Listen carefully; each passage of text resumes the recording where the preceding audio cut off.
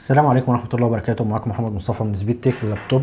لو انت بتدرس في اي مجال بتبقى محتاج دايما لابتوب يكون وزنه خفيف وشكله كويس ومن الموديلات الحديثة اللي تقدر تتحرك بيه ويكون فيه مواصفات برضو مناسبة ليك والسعر يكون في متناولك.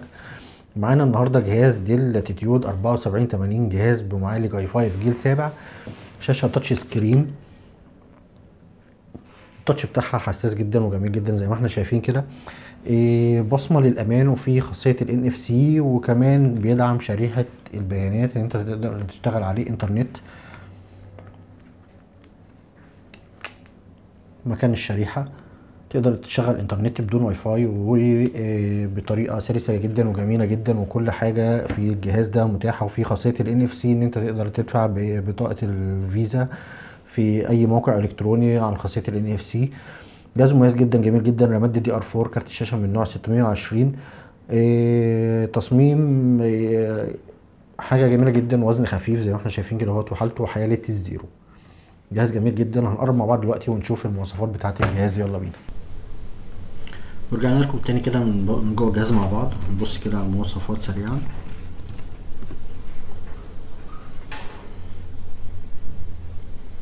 تصنيع شركه ديل، موديل لاتيتيود 7480 7480.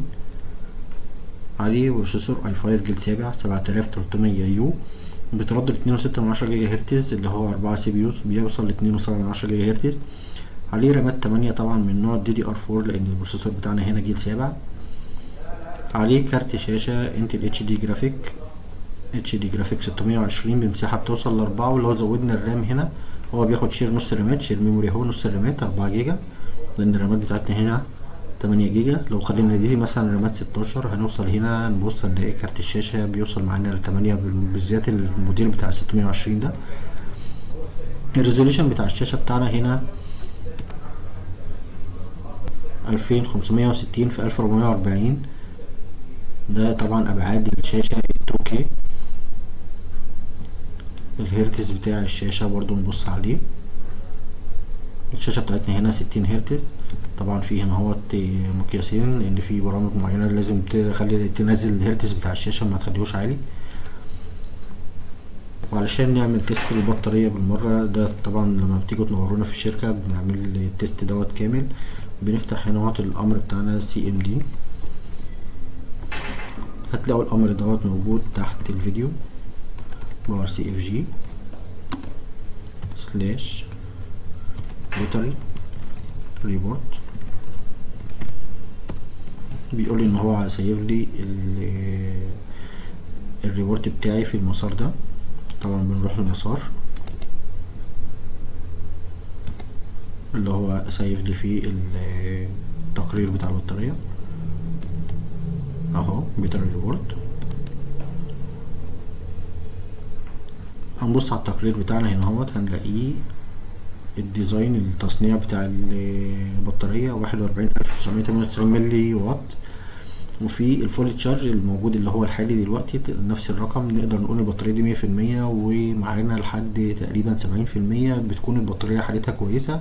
لو الأرقام دي متغيرة لحد 70% في أي جهاز برضو البطارية متبقاش وحشة، بتبقى كده كويسة جدا برضو ممتازة. تحت 70% طبعا لازم نبدأ نقول إن هي لازم تتغير. ونبص من تحت هنا هنلاقي مثلا عدد مرات الشحن والكلام بتاعنا اللي هو الاكتيف، اتشحنت كام في المية، وقت قد ايه، وكام واط، والكلام ده. تقرير كامل للبطارية.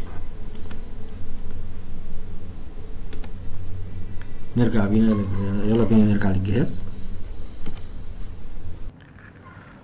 ورجعنا لكم تاني. هنبص كده مع بعض على التصميم بتاع الجهاز. معانا اول حاجة هنا اهوت اللوك، وفي جنبه الايثرنت، وفي واحدة USB 3 باور، ومدخل كارت الميموري الصغير المايكرو، وجنبه تحتيه مدخل شريحة البيانات، وجنبه الهيدفون جاك اللي احنا نقدر نوصل فيها السماعة بتاعتنا بتاعة الموبايل، ونستخدم المايك بتاع السماعة نفسه مش مايك اللاب. وفي الجنب التاني هنا هو مدخل الفيزا، وفي 2 USB الاتنين 3 فيهم، واحدة شغالة باور واحدة عادية، و HDMI. وكمان الجهاز ده فيه البورت بتاع التايب سي، وجنبه هنا مدخل الشاحن. توزيع التبريد في الجهاز دوت ممتاز جدا، لان فيه كل ديت فتحات تهوية وفيه هنا هو مكان الفان هنا، وتحت ورا المفصله دي على طول، علشان انت لو حاطط الجهاز على مكتب او على اي حاجه ما يبقاش الجهاز يسخن منك او الكلام ده كله. الجهاز دوت الشاشه بتاعته من نوع 2K IPS، ودي حاجه مميزه جدا لما تبقى شاشه تاتش وكمان 2K واي بي اس، حاجه جميله جدا. جهاز ممتاز مناسب لاستخدامات كتير جدا، وفي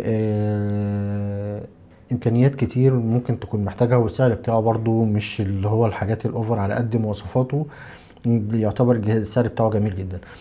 هتلاقوا تحت الفيديو المواصفات بالكامل والسعر، واتمنى تعملوا لايك ومتابعه على القناه عشان يوصلكم كل جديد اول باول. والسلام عليكم ورحمه الله وبركاته.